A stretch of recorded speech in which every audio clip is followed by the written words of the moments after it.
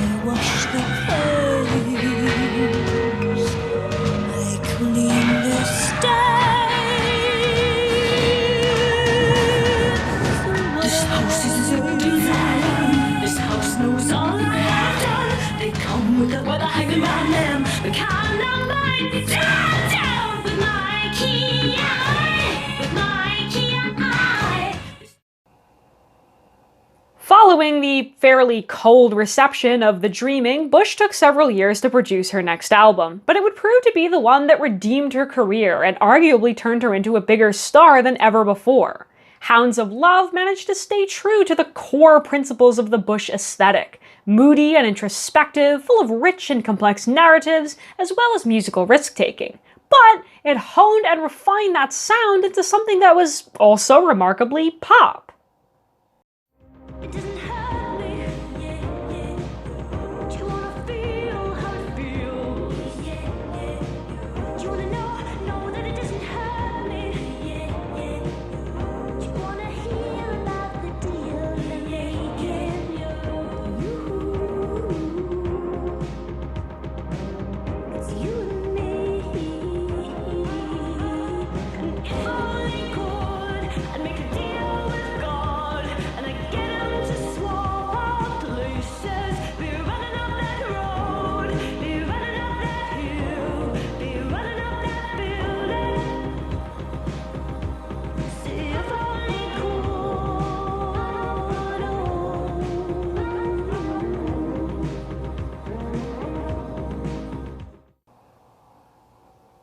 Running Up That Hill was one of the biggest hits of Bush's career, and arguably dethroned even Wuthering Heights as her signature song.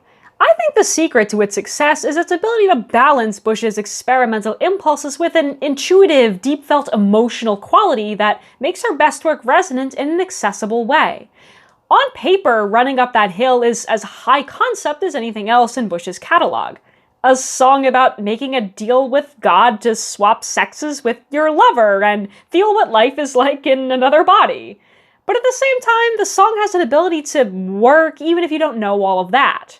Who hasn't longed for a way to bargain with supernatural forces for a chance at the impossible? There's a certain applicability to its themes, which I think is a chief reason why it's inspired so many covers and reimaginings over the years. But even when one listens to the original, the stately washes of digital synthesizer and the powerful conviction that propels Bush's vocals make it easy to sympathize with.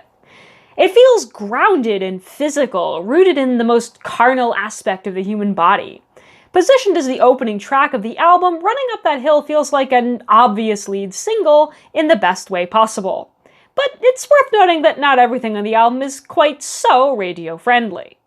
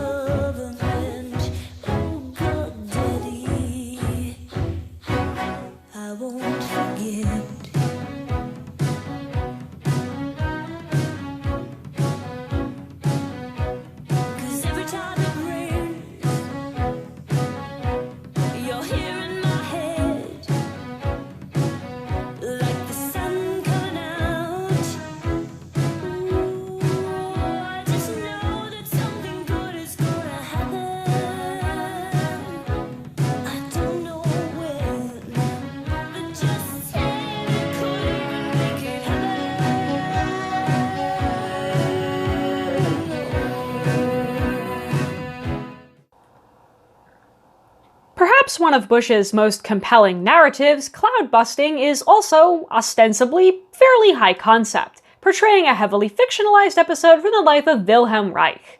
A controversial figure both in life and legacy, Reich is best remembered for his work in psychology, heavily influenced by the specter of Sigmund Freud.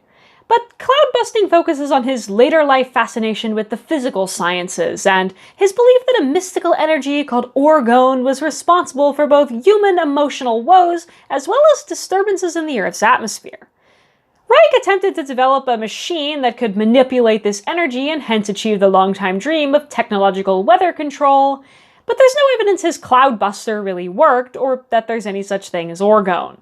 But Bush's cloud busting and its accompanying music video portray Reich as a tragic hero, silenced by government authorities who sought to destroy what they couldn't understand, conflating his work with cloud busters with his censure by the FDA for his questionable medical devices.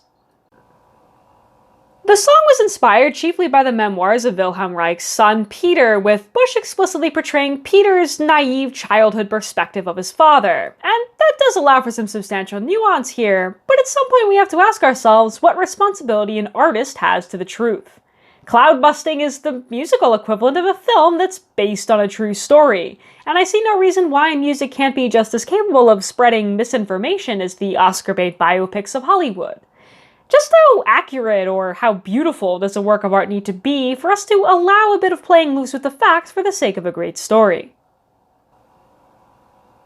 Setting aside these quandaries presented by its subject matter, cloud busting undoubtedly delivers musically. Across its sprawling runtime, it develops and earns a sense of grandeur, building from its infectious percussion and cresting with Bush's fragile but assertive prayer. I just know that something good is going to happen. If you listen closely to the percussion tracks on the album, you'll notice that there's no cymbal or hi-hat utilized anywhere, which helps give the album its particular hazy, meandering ambiance.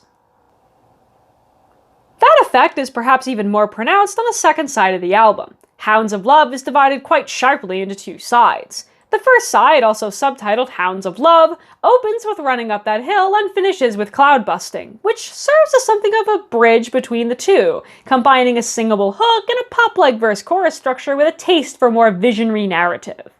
While the first side is home to all four of the album's singles, the second side, subtitled The Ninth Wave, strays much further away from the standard expectations of pop. It's wonderful. Everywhere, so wide. The river has frozen over.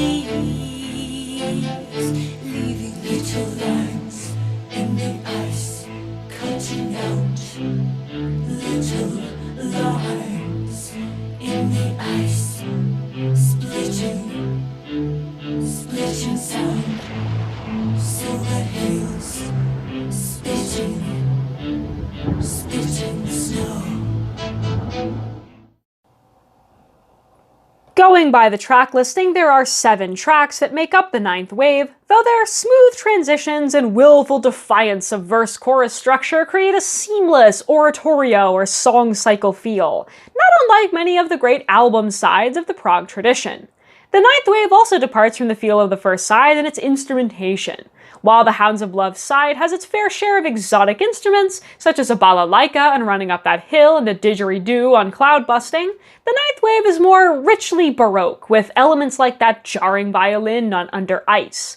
As it progresses, the breadth of timbres increases, climaxing in the Celtic-inspired Jig of Life. Hello, lady. I know your face so well.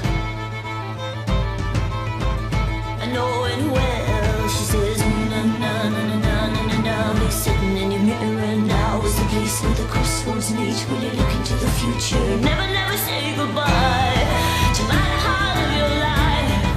Oh, no, no, no, no, no. Let me live. She said, come on and let me live, girl. She said, come on and let me live, girl. This moment in time. She said. The explosion of folkish, backward-looking sounds of Jig of Life and Hello World with their fiddles, whistles, and full choir represent its protagonist's return to the realm of the living, after the trauma represented by earlier tracks like Under Ice. The abstract, though affecting narrative presented by the 9th wave seems to be a tale of death and rebirth, with a narrator who drowns themselves only to be reborn, whether literally revived from a failed suicide attempt or metaphysically reincarnated after a passage through the realm of the dead. Much more has been written about the themes of the 9th wave than I'm getting into here, but suffice it to say that many people consider it the relative highlight of the album. But I think it's worth questioning that a little bit and taking the time to look at Hounds of Love a bit more holistically. Just because the first side is a bit less overtly experimental doesn't mean it doesn't have just as much to offer artistically, or that it isn't a part of what makes this album truly great. At the end of the day, I think we can probably agree that far fewer people would have ever heard the 9th wave if it weren't for those more accessible singles on side 1, moving copies of the record and adding to Bush's widespread acclaim. Without Running Up That Hill, Hounds of Love might have gone down in history as a fairly niche cult classic like The Dreaming, instead of the era-defining album that it got to become. On the cover of Hounds of Love, we see an image of Bush reclining and embracing 2 dogs, who were in fact her own pets. The image's saturation in purplish pink and Bush's perhaps sultry expression combine to create an impression of traditional femininity, which resonates with the album's themes of gender and sensuality. Framed in by large white borders, we might read the composition of the cover as evocative of a personal locket or memento, a sort of furtive glimpse into Bush's more private or intimate essence, fitting for the introspective and emotional focus of much of the music. This framing is perhaps also evocative of the idea of the domestic sphere of life, and hence again of femininity. While the title track of the album portrays the Hounds of Love as figures of menace who are said to chase after its narrator, the submissive and comfortable-looking canines portrayed in the cover art seem like a foil to that idea. In the history of European art, dogs are often used as symbols of fidelity, particularly in the context of romance. Titian's Venus of Urbino, painted in the 1530s, is often considered the progenitor of the Western nude as an archetype. Alongside the titular goddess, paragon of eroticism and the feminine, the painter has also included a lapdog peacefully dozing beside her.